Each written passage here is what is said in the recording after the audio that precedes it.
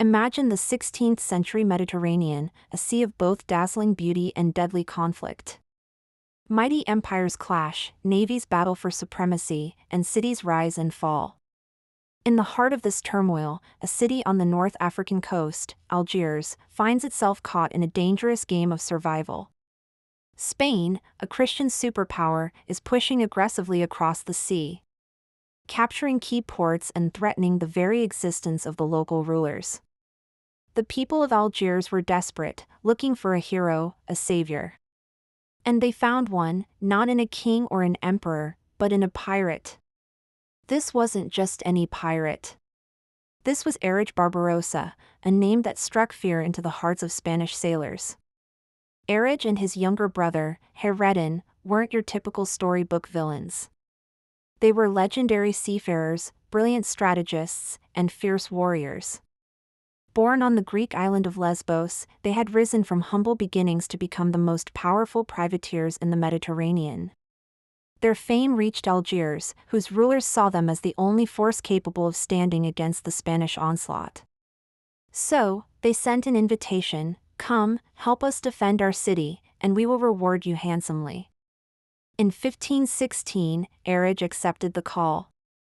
With his fleet of galleys and an army of hardened sea raiders, he sailed into the port of Algiers. He was welcomed as a liberator.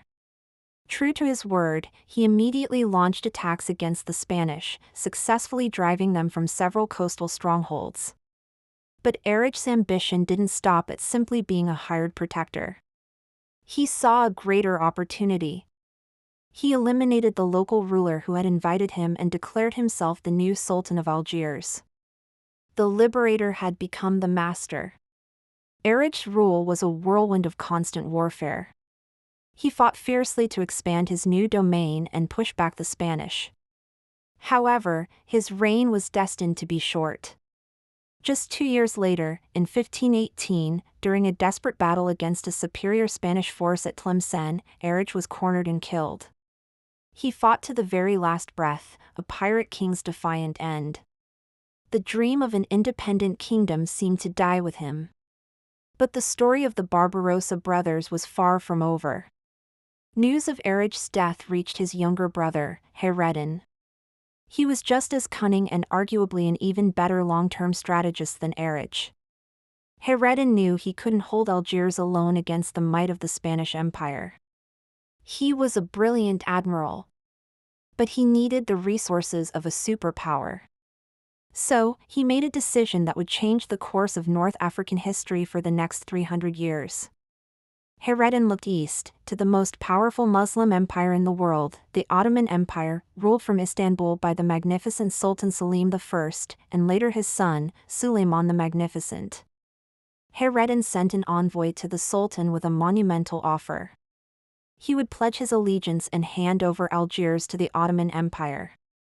In return, he asked for the Sultan's protection, military support, and to be named the official Ottoman governor, or Beylerbey, of the territory. For the Ottoman Sultan, this was an offer too good to refuse. It gave him a strategic foothold in the western Mediterranean, a new base from which to challenge his great rival, the Habsburg Emperor Charles V of Spain. The Sultan accepted Hayreddin's proposal. He sent elite Janissary troops, cannons, and supplies to Algiers. He bestowed upon Hayreddin the honorific title Khair al-Din, meaning goodness of the faith, the name by which he would forever be known. And so, in 1516, a story that began with a pirate's ambition ended with Algiers becoming a province of the vast Ottoman Empire. This wasn't a conquest in the traditional sense, it was a strategic alliance, a voluntary submission for the sake of survival and power. Under Hayreddin Barbarossa's leadership as Grand Admiral of the Ottoman fleet, Algiers was transformed from a vulnerable city-state into the formidable administrative center of Ottoman Algeria. For the next 3 centuries, it would remain a vital part of the Ottoman world, a legacy born from the daring and vision of 2 pirate brothers. Thanks for watching, and don't forget to like and subscribe for more amazing stories from history.